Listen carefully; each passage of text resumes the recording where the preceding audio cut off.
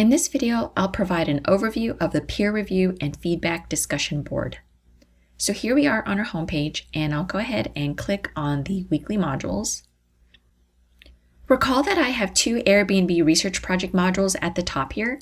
One has all of the resources and one has all of the assignments for easy access.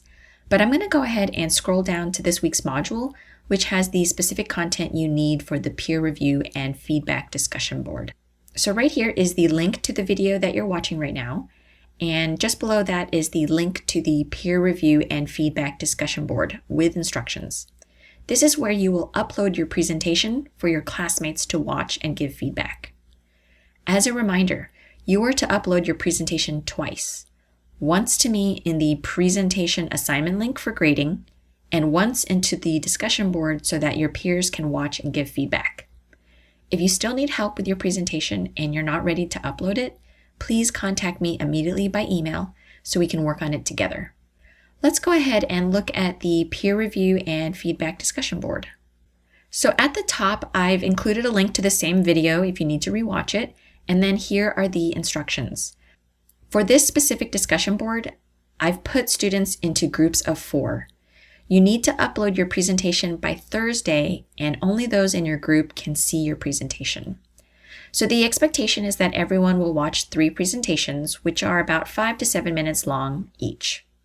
This should be manageable since you're only watching a few presentations, and more importantly, as you watch these presentations, you will give feedback based on the questions below here by Sunday. These dates are structured to give everyone time to watch and give feedback. The reason why this discussion board is incorporated into the project is that it's good practice to be critical of data being presented to you. So this will give you a chance to act as if you were a decision maker in a business being presented information.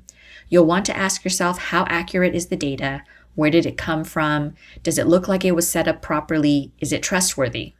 Now this assignment is worth 15 points, 5 points for each presentation that you watch and provide a peer post to. If your group has less than 4 people, I will grade accordingly. And you do not need to evaluate your own presentation here in the discussion board, as you'll end up doing that in your self-reflection paper.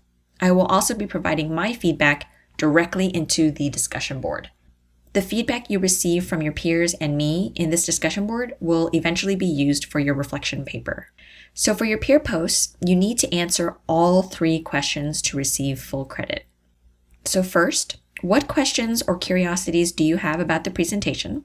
And it can be related to the city, the business, the statistics being presented, anything at all.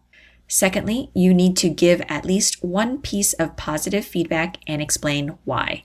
So be specific. By highlighting what the person did well and why you value it, this lets them know what to continue doing in future presentations. This also reminds yourself about what you could do to make your own presentation better.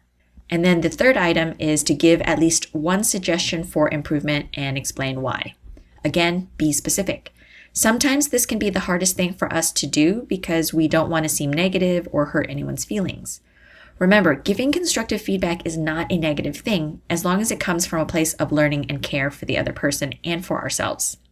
There's always something that could be improved upon. So be critical, be helpful, offer that suggestion for improvement. Remember to be respectful when giving feedback. Giving good feedback will help your peer have something to write about in their reflection. So the more feedback we give each other, the easier it is for us to write our reflections on our learning at the end of the course. If you have any questions at all, please email me or stop by my office hours to discuss.